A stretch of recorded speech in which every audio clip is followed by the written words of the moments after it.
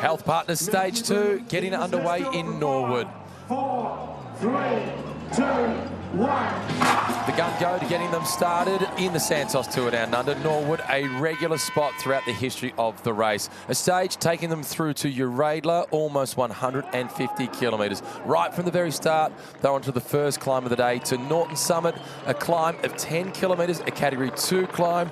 And from the Sourdal Quick-Step team, it was Pipin Raderink collecting the maximum points. 7 points for him. In second position, the leader of the FX King of the Mountains classification, Martin Udenstad from Uno X Mobility, once again getting himself into the breakaway.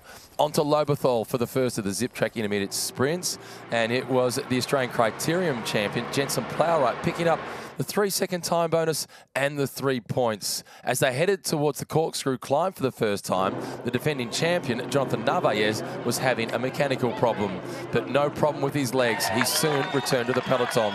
At the top of the climb, it was Raderink once again getting maximum points, taking him to 17 in that classification. Second across the top was Udenstad, doing enough to hold on to the King of the Mountains jersey at the end of the day.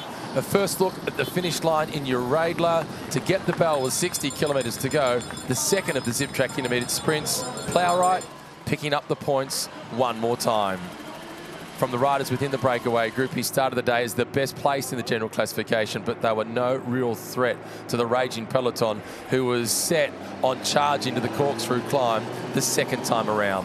Lidl Trek were trying to get themselves well positioned. UAE team Emirates had done a lot of controlling throughout the race, and at the base of the climb, it was Adam Yates who took over as Anderson, the Oka jersey, lost contact early. Yates swung off, job done. Vine took over and Narvaez joined him, and the peloton, they were left to try and minimise the damage. Vine led across the top of the climb with 13 kilometres to remain, and Narvaez was doing all he could to stick with his teammates. Meanwhile, back in the peloton, what was left was trying to get themselves organised as a group of 6 swelled to 8 and eventually got a few more. But how much damage would there be? It was Vine who took the stage victory, Narvaez in second position, and with the stage win, Vine moves into the Oka jersey, Narvaez into second place overall. And in the sprint for third position, it was Mardo Smid who led them home, and he's moved into third position in the general classification.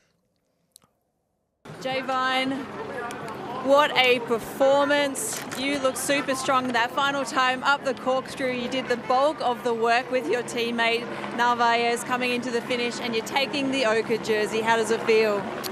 Yeah, it's been on my mind since last time I wore it, and I've really loved this jersey, and it's just so incredible to win on such a really hard stage. We've got such a strong position now with me and Johnny, and Adam being let out by Adam here is pretty incredible as well.